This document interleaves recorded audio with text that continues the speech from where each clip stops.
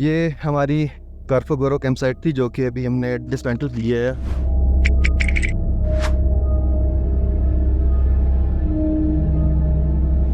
अभी हम लोग अपनी नेक्स्ट जो कैंप साइट है सिमगैंग ग्लेशियर की तरफ मूव कर रहे हैं। अभी हम थोड़ा सा ब्याफो ग्लेशियर के ऊपर ट्रैक करेंगे और उसके बाद सिम लेक के ऊपर ट्रैक करते हुए सिमगैंग ग्लेशियर की तरफ मूव करेंगे। थोड़ा सा हमारा जर्नी बोल्डर्स के ऊपर होगा और बोल्डर्स के बाद जो है वो ग्लेशियर स्टार्ट हो जाएगा, ब्याफो ग्लेशियर। और ब्याफो ग्लेशियर के बाद स्नो लेक के ऊपर पहुंच जाएंगे। जब हम लोग ब्याफो के अलावा और भी जो बड़े बड़े ग्लेशियर हैं उनके ऊपर चल रहे होते हैं तो इस तरह के जो क्रेविसेस हैं वो देखने को मिलते हैं। और इन क्रेविसेस को बहुत देख के क्रॉस करना पड़ता है क्योंकि समटाइम क्रेविसेस बहुत ज़्यादा डीप होते हैं, इतना डीप होते हैं कि रेस्क्यू भी पॉसिबल नहीं होता। ये ब्याफो ग्लेशियर का क्रेविस पोर्शन है। ये भी एक क्रेविस है जो कि काफ़ी डीप है। और हमारे सामने स्नो लेक का खूबसूरत नज़ारा।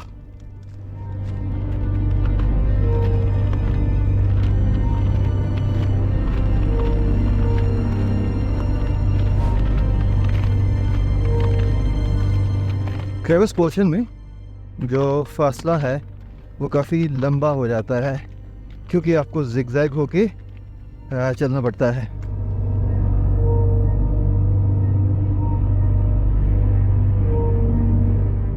हमारी एडवांस टीम काफ़ी आगे निकल चुकी है, वो स्नो लेक के पास पहुंच चुकी है।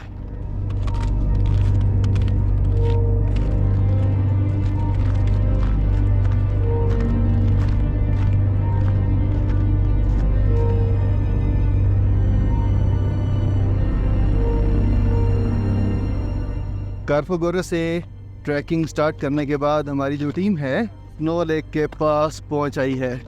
ये आपको रोप नज़र आ रही होगी। अभी हम रोप अप होके जाएंगे। ये हमारी टीम का बोझ पड़ा हुआ है तो रोप अप होने के लिए यहाँ पे तैयारी हो रही है। ये माशाल्लाह हमारे शेर जवान जो कि हमें पासिस कराते हैं। आज इतना खूबसूरत मौसम है स्नो लेक को देखने के लिए और स्नो लेक को कैप्चर करने के लिए। ये है स्नो लेक।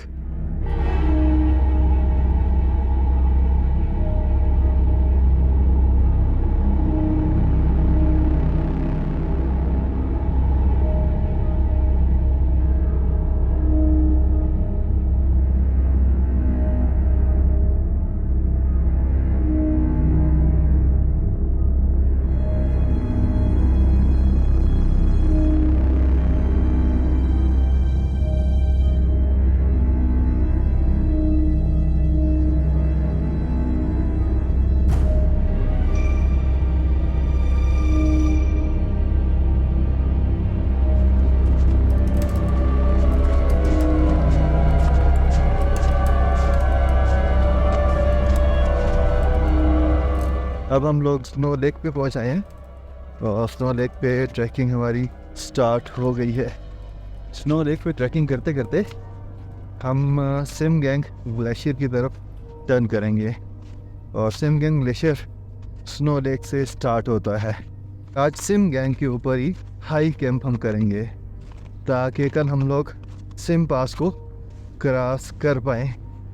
ये अब देखें कि बीच में क्रेविस भी चल रहे हैं, इसी वजह से हमें जिग-जैग फॉर्मेशन में यहाँ चलना पड़ता है क्योंकि आपने हर सूरत क्रेविसेस को अवॉइड करना है। इनकी डेप्थ का बिल्कुल आइडिया नहीं होता कि कितने गहरे हैं। बहुत सारे क्लाइंबर्स हैं उनकी डेथ क्रेविस में गिर जाने की वजह से हुई क्योंकि क्रेविसेस के अंदर जो ग्लेशियर स्ट्रीम्स हैं वो फ्लो कर रही होती हैं तो लिहाजा उसमें अंदर ही लोग गायब हो जाते हैं जिसकी वजह से फिर वो कभी भी रेस्क्यू नहीं हो पाते और उन्हीं ग्लेशियर का हिस्सा बन जाते हैं।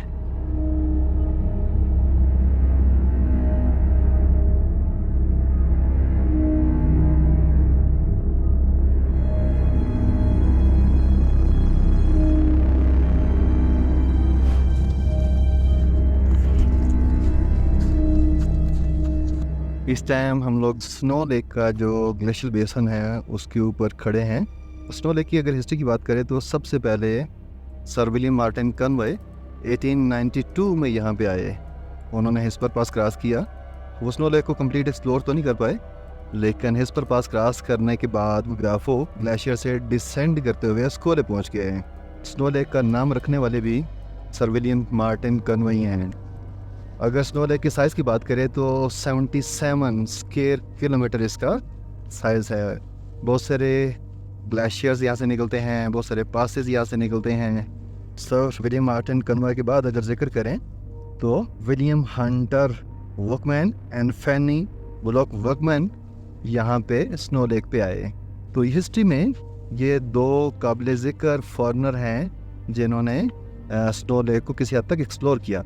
लेकिन अगर कंप्लीट एक्सप्लोरेशन की बात करें तो वो एरिक शिप्टन की टीम ने की, जिसमें टिलमैन था, जेबी आर्डन था और माइकल स्प्लेंडर था। इस तमाम एरिया की एक्सप्लोरेशन सही मानों में उन लोगों ने की। ये मेरे सामने खुर्दोपिन का रास्ता है। अगर हम इस तरफ देखें तो ये हिस्पर पास का रास्ता है, और अगर हम थोड़ा सा लेफ़्ट हो जाएं तो जो कल हमने सोखा पास किया है उसका रास्ता ये है। तो अगर हम इसके एक्सट्रीम राइट पे हो जाएं, रास्ता तो नज़र नहीं आ रहा, लेकिन वो सामने से एक पैसेज है, अगर वो हम एंटर हों तो यहाँ से विरजर्ब, लुपकेला और स्कमला को भी रास्ता जाता है। और ये हमारा रास्ता है जहाँ पे हम जा रहे हैं सिमला की तरफ। ये अकबर भाई और इफ्तार भाई एंजॉय कर रहे हैं, एनर्जी को रीगेन कर रहे हैं, और मज़हर भाई अपनी एनर्जी को रीगेन कर चुके हैं।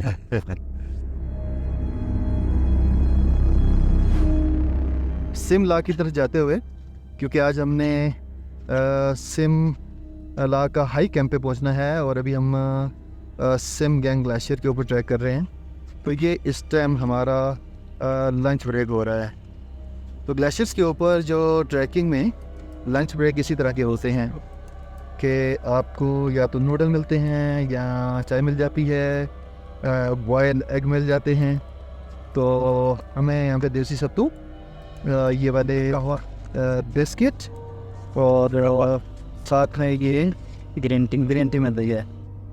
इस तरफ से हम लोग ट्रैक करके आए हैं बैफो ग्लेशियर से, फिर स्नो लेक, और फिर स्नो लेक का जो सिम गैंग ग्लेशियर है। सुबह से अभी हम लोग 5 घंटे ट्रैकिंग कर चुके हैं, जिसमें हमने 11 किलोमीटर का डिस्टेंस कवर किया है।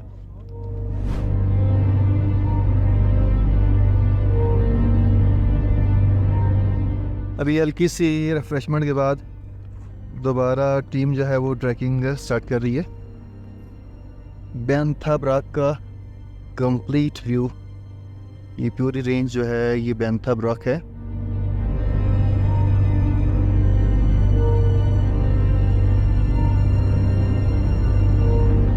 कारपुगोरो से हमें निकले हुए 7.5 घंटे हो गए हैं। हमने अपनी camp site SIM gang high camp पे पहुंचना है, और अभी लग रहा है कि 1.5 से 2 घंटे भी लगेंगे, और अभी तक हमने 17 किलोमीटर का डिस्टेंस कवर कर लिया है।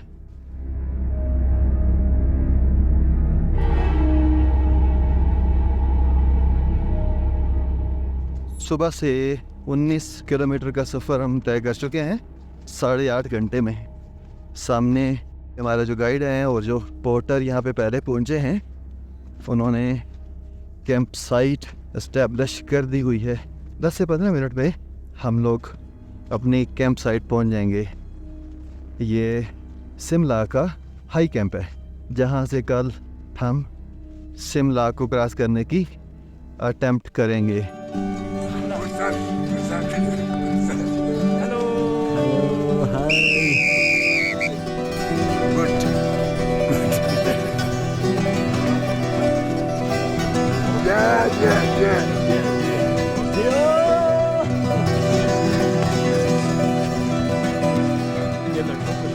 अल्हम्दुलिल्लाह आखिरकार हम पहुंच आए। 1 घंटा पहले। अच्छा क्या रहे हो, क्या क्या बना रिया है? पानी चढ़ा है। ये हमारा मेस टेंट है, ठीक है, हाई कैंप के ऊपर मेस टेंट। क्या मॉल है, 5 स्टार वाला भाई, बनाया सर। छा गए आप।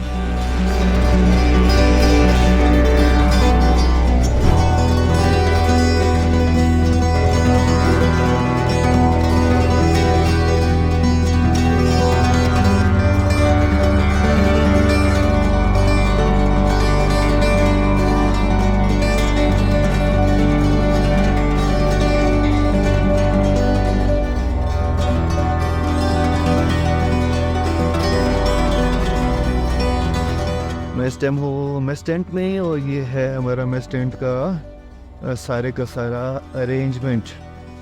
हम सिंह गैंग ग्लेशियर के ऊपर बैठे हुए हैं, और ये हमारे शेफ़ हैं मोहम्मद हुसैन, जो कि हमारे लिए कुकिंग कर रहे हैं। और ये बाकी सारे की सारी जो टीम है, आप देखें कि ठंड के मारे इनका क्या हाल हुआ है। ये मदरफीद से बैठे हुए हैं, ये अकबर भाई बैठे हुए हैं, ये जाकिर हुसैन बैठे हुए हैं, याकूब अहमद याकूब मोहम्मद याकूब बैठे हुए हैं, मेहदी अली, और ये फरहाद, ये फरहाद, और ये हमारे गाइड अबू शरीफ, फिदा हुसैन, मुसाली, मोहम्मद यूसुफ। ये हमारे शेफ भाई।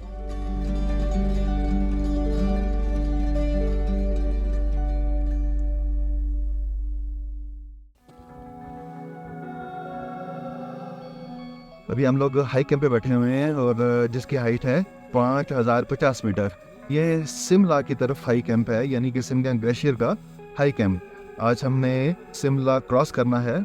शेफ़ अभी थोड़ी देर पहले बता रहे थे कि इनको सुबह 3 बजे उठना पड़ा है, और बर्फ़ को मेल्ट करने के लिए जो चाय आज बनी है उसको 2 घंटे लगे हैं, क्योंकि माइनस शायद बहुत ज़्यादा था, जिसकी वजह से बर्फ़ मेल्ट होके पानी नहीं बन रहा था।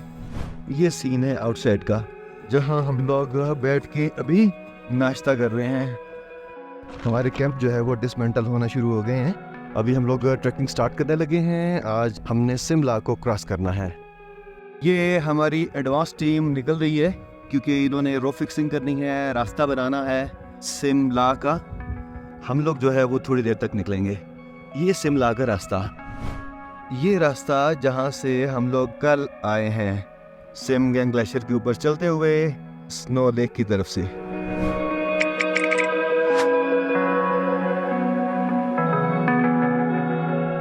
हम लोग सिम पास की तरफ रवा है। हमारी एडवांस टीम जो है वो शिमला पे पहुंच चुकी है।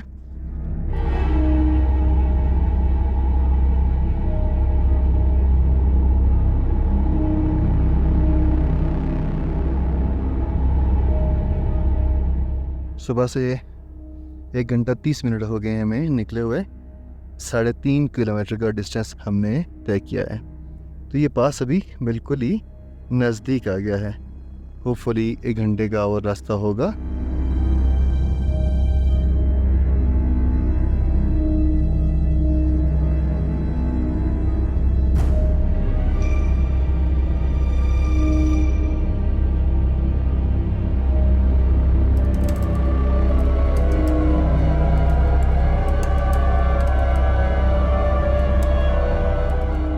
बिलाखिर हम लोग शिमला पे पहुंच आए।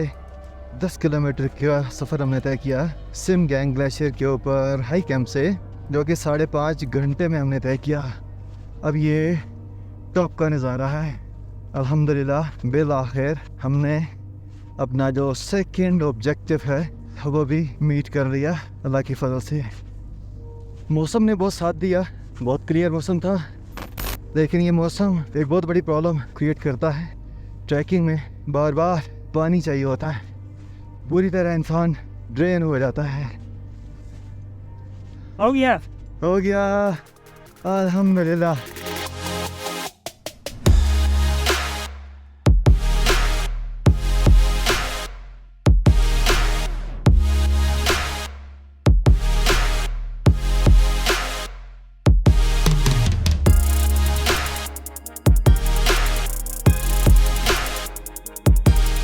टॉप पे पहुंचने के बाद, क्योंकि पानी सबका ख़त्म हो चुका हुआ है, सब जो है वो ड्रेन हो चुके हैं, तो हमारे जो शेफ हैं वो हमारे लिए बर्फ़ से पानी बना रहे हैं ये, ताकि जो एनर्जी है रीगेन की जा सके, बहाल की जा सके। ये हम लोग इस टाइम टॉप पे बैठे हुए हैं। ये हमने नीचे इस चोक्टोई ग्लेशियर में डिसेंड करना है।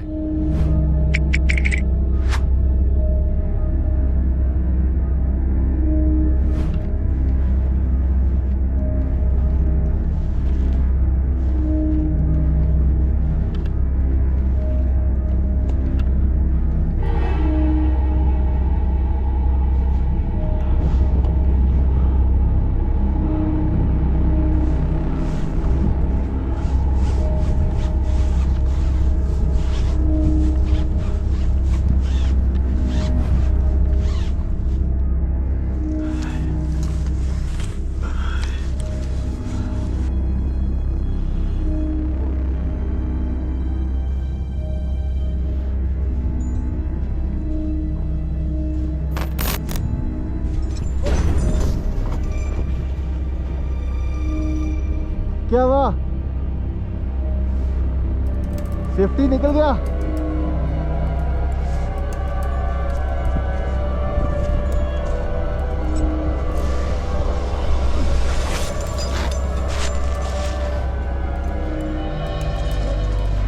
क्रैम्पन लगाओ।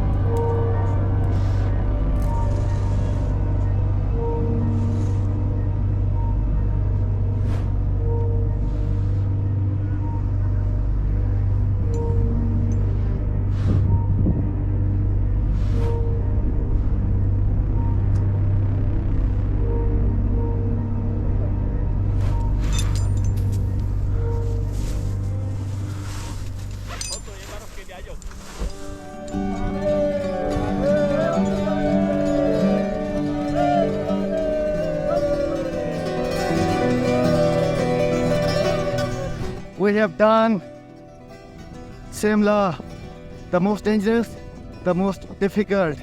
By the grace of Allah, by the effort of this team, we have crossed this pass. And I would like to pay thanks to our team, to our guide, to our high porters.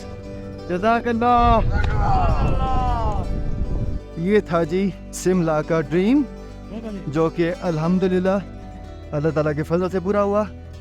Shimla में इतना ज़्यादा crevice है कि कहीं से descend करने का option हमारे पोर्टर्स को नहीं मिला, तो हमने ये वाला रास्ता अपनाया। ये हमारी सारी टीम जो कि नीचे पहुंच चुकी हुई है अल्हम्दुलिल्लाह। शिमला से डिसेंड करते हुए अब हम लोग चोक्टोई ग्लेशियर की तरफ जा रहे हैं। हमारी एक टीम वो नीचे जा चुकी है। बॉस समिट वाला डे हमेशा से हेक्टिक होता है, क्योंकि समिट के बाद आपने कहीं नीचे जाके कैंप करना होता है। ये यूजुअली लॉन्गेस्ट डे होता है आपकी एक्सपीडिशन का।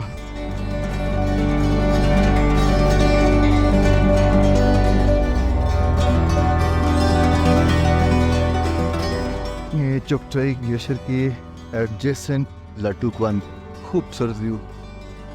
चोक्टोई ग्लेशियर का यहाँ से आगाज़ होता है, फिर ये आगे जाके ये पद्मा ग्लेशियर में मर्ज हो जाता है। ये सारा चोक्टोई ग्लेशियर है जो इस टाइम नज़र आ रहा है। ये आज की हमारी कैंप साइट है। इसको लटूक बेस कैंप भी कहते हैं, क्योंकि ये साथ ही लटूक बहुत ही फेमस किस्म का माउंटेन है और इंतहाई टेक्निकल। और हम लोग वहाँ से उस ग्लेशियर से डिसेंड करके नीचे पहुँचे हैं सिम पास क्रॉस करने के बाद।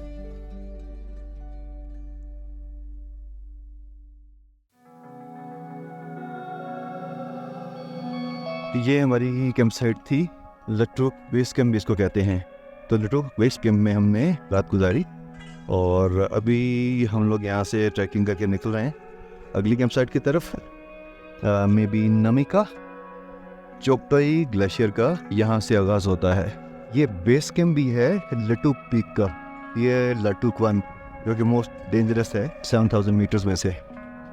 ये लटूक है और बैक साइड पे यहाँ पे बेंथा ब्राक है।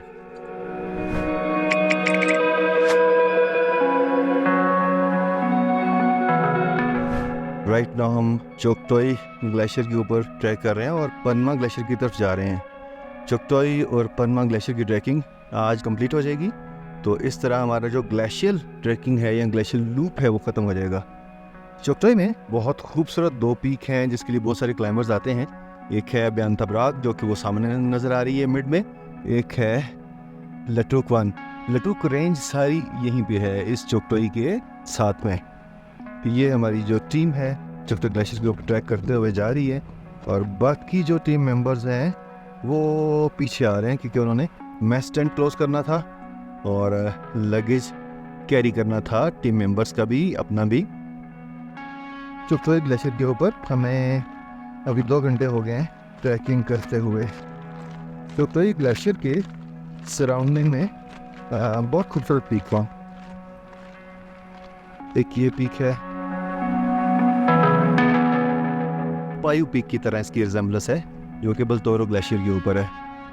इसी तरह अगर इस तरफ का व्यू देखें चोक्टोई ग्लेशियर का, तो यहाँ तो बहुत ही खूबसूरत और फेमस पीक्स हैं। रॉक टावर बहुत खूबसूरत, लटुक की complete range, Latok 1, Latok 2 and this one Latok 3।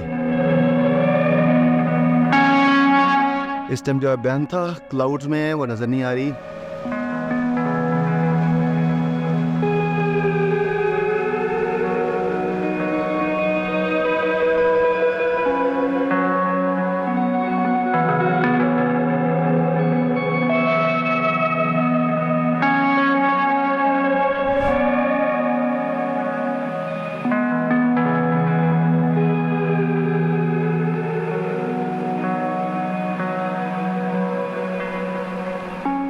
Nine hours की ट्रैकिंग के बाद हमने चोक्टोई ग्लेशियर को छोड़ दिया है। नवंदसवंदे और चोक्टोई दोनों यहाँ पे पनमा में मर्ज हो जाते हैं। अब हम पनमा ग्लेशियर के साथ साथ चलेंगे, यानी कि पनमा ग्लेशियर के ऊपर हमें ट्रैक नहीं करना पड़ेगा। पनमा ग्लेशियर को जस्ट ट्रैवर्स करना पड़ेगा अपनी कैंप साइट पहुँचने के लिए। लिहाजा ये वाला ट्रैक मज़े का है क्योंकि ग्लेशियर से हमारी जान छूट गई है और ये ग्लेशियर इंतहाई गंदा ग्लेशियर है। बोल्डर्स वाइज टफ है इसके ऊपर ट्रैक करना। ये हमारे पोर्टर्स जो हैं कुछ कुकिंग कर रहे हैं, रोटी बना रहे हैं। रोटी बना रहे हैं। आप लोग कितने बजे पहुंचे थे यहाँ पे? हम लोग ठीक तकरीबन 7 बजे। 7 बजे, यानी कि 1 घंटा हुआ आपको? 1 घंटे का फर्क हो गया। अस्सलाम वालेकुम। माशाल्लाह। ये गोश्त हो रहा है? आप क्या बना रहे हैं? कबाब बना रहे हैं? बकरे का कबाब सर। अच्छा, आज हम लोग बहुत ज़्यादा लेट अपनी कैंप साइट पर पहुँचे हैं। 13 घंटे की हाइक होगी क्योंकि पनमा ग्लेशियर में रास्ता नहीं मिल रहा था और उस वजह से रास्ता ढूंढते ढूंढते पनमा ग्लेशियर से बाहर निकलते हमें 2 घंटे लगे। आज हमने तकरीबन 45 किलोमीटर डिस्टेंस जो है कवर किया है तकरीबन 13 आवर में। सुबह 6:50 पे हमारी ट्रैकिंग स्टार्ट हुई थी। तो अभी हम जैसे ही कैंप साइट पे पहुंचे हैं, इन्होंने गोश्त अरेंज किया हुआ था। ये हमारी इस टाइम कैंप साइट का हाल है क्योंकि हम लोग बहुत लेट हो गए, तो लिहाजा रास्ते में ही कैंप कहीं पे अरेंज करना पड़ा इनको।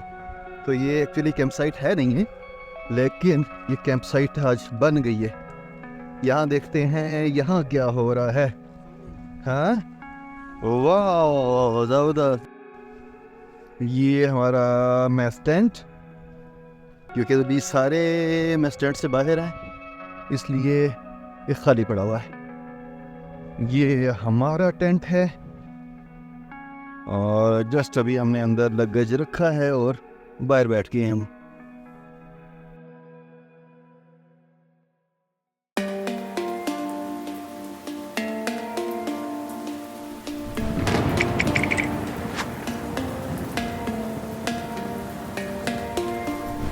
अभी हम अपनी सेकंड लास्ट डे की ट्रैकिंग का आगाज़ कर रहे हैं। आज हम पनमा ग्लेशियर से चूला कैंप साइट पहुँचेंगे और कल इंशाल्लाह हमारा लास्ट ट्रैकिंग डे होगा। हमारा आज का जो ट्रैक है उसका काफ़ी पोर्शन जो है वो ग्रीन है, झाड़ियाँ हैं, जंगल है और कांटेदार झाड़ियाँ हैं। ये 5 दिन ग्लेशियर ट्रैकिंग के बाद ये कांटेदार झाड़ियाँ भी मज़े की लग रही हैं। साथ में बोल्डर पोर्शन भी है, लेकिन ये वाले बोल्डर तंग करने वाले नहीं हैं, क्योंकि ये फिक्स्ड बोल्डर हैं। ग्लेशियर वाले बोल्डर वो डिस्टर्बिंग होते हैं।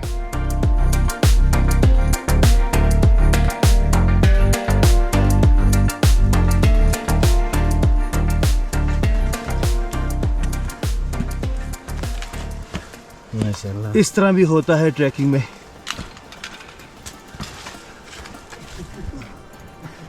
थोड़ा बाहर से कैसा लगा ये रास्ता सर?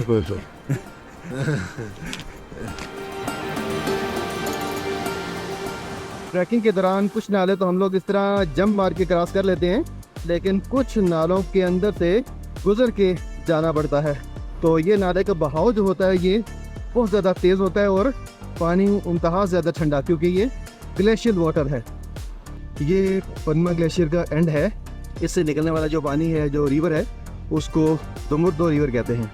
जैसे कि मैंने पहले आपको दिखाया कि पनमा ग्लेशियर में चोक्टोई ग्लेशियर और नवंदे सुवंदे ग्लेशियर भी मर्ज होता है, और इसी तरह बैक से आने वाले और बहुत सारे जो ग्लेशियर्स हैं जैसे चिरिंग है वो भी मर्ज होता है। तो इन सब का जो पानी है, जो रिवर है, उसको दोमुर्दो रिवर कहते हैं। तो यहाँ से दोमुर्दो रिवर का आगाज़ है।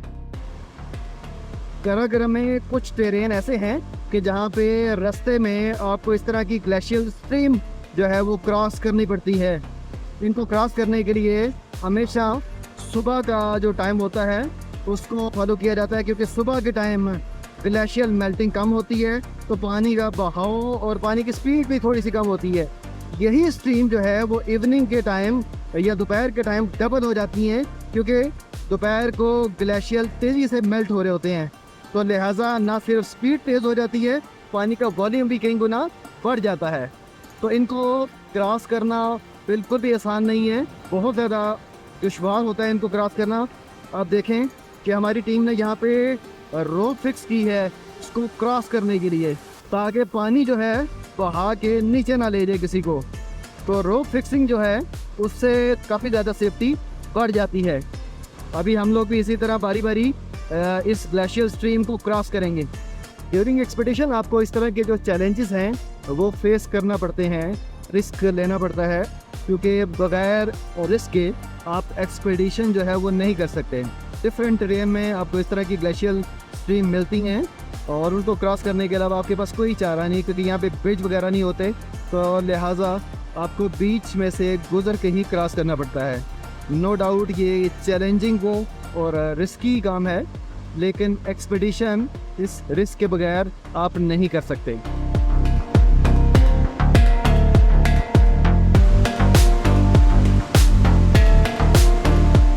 भी एक और नाला हमें क्रॉस करना पड़ेगा। इस टाइम पानी की स्पीड भी बहुत ज़्यादा है। आप देखते हैं कि कैसे क्रॉस होता है।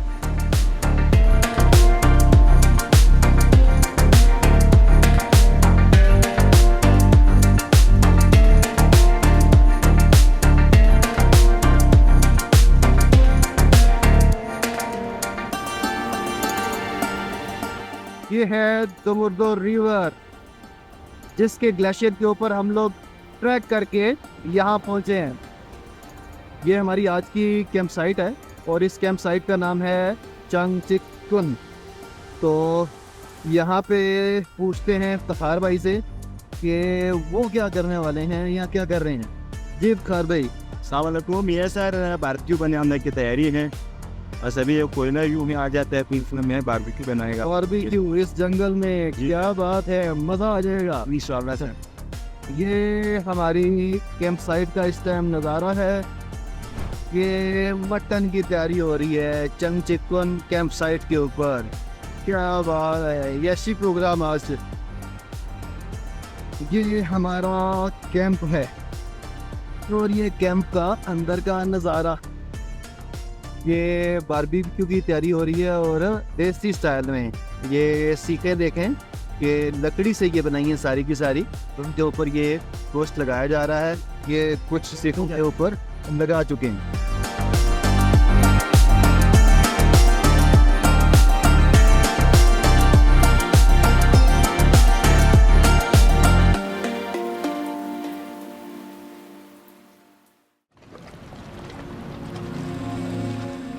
आज हमारा लास्ट हाइकिंग डे है और हम लोग चंगचिकुन कैंप साइट से अस्कोले पहुँचेंगे आज।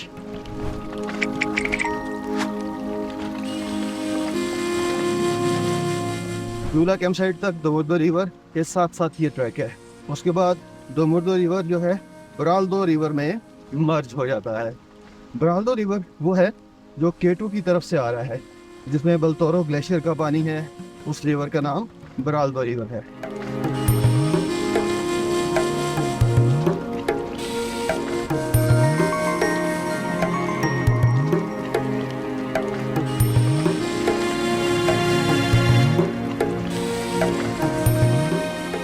ये झूला कैंप साइट है। अस्कोले से ट्रैक करने के बाद ये पहली कैंप साइट आती है। जो क्लाइंबर या ट्रैकर बलतोरो पे जाते हैं, K2, broad peak, G1, G2, first night वो यहाँ पे स्पेंड करते हैं। मोस्ट फेमस और आप कह सकते हैं कि बहुत पुरानी कैंप साइट है ये झूला, और ये दोमुर्दो रिवर के बिल्कुल किनारे पे है। ये झूला जाने का पुराना ट्रैक है जो कि अब यूज़ नहीं होता, क्योंकि दोमुर्दो रिवर के ऊपर अब ब्रिज इस ट्रैक से पहले बन चुका हुआ है। तो लिहाजा वहाँ से रिवर क्रॉस करके झूला की तरफ लोग टर्न कर जाते हैं।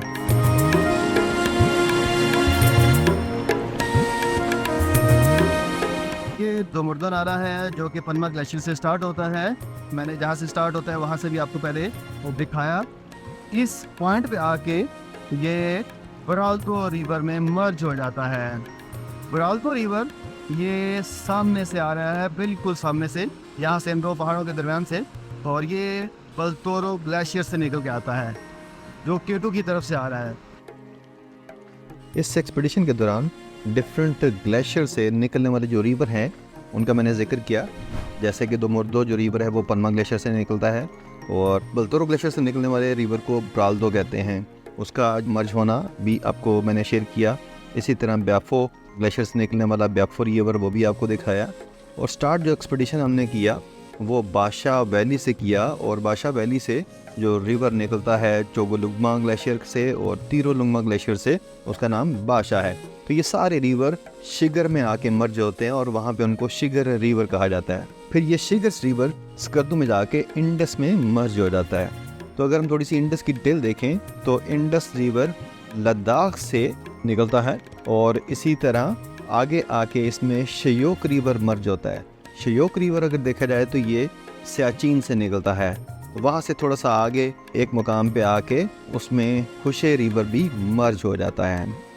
तो स्कर्दू में इंडस स्कर्दू से गिलगित की तरफ टर्न कर जाता है, और गिलगित में एक मुकाम पे इंडस में गिलगित रिवर मर्ज होता है। और गिलगित सिटी में दो जगहों से रिवर आते हैं, एक गिजर से गिजर रिवर आता है और एक हुंजा साइड से रिवर आता है, और ये खुंजराब से आता है। तो ये दोनों रिवर, हुंजा रिवर और गिजर रिवर, गिलगित में आके मर्ज होते हैं और यहाँ पे गिलगित रिवर बन जाते हैं। हुंजा से पीछे शिमशाल से भी एक रिवर आता है जिसको शिमशाल रिवर कहते हैं, और वो हुंजा रिवर में आके मर्ज होता है। और इन तमाम ग्लेशियर से बनने वाले रिवर मिल के इंडस रिवर बनाते हैं। और इस तरह बहुत सारी और भी ट्रिब्यूटरीज हैं जो आके इंडस में मर्ज होती हैं। लेकिन अगर हम कराकोरम के ग्लेशियर्स की बात करें तो ये तमाम रिवर कराकोरम के ग्लेशियर से निकलते हैं।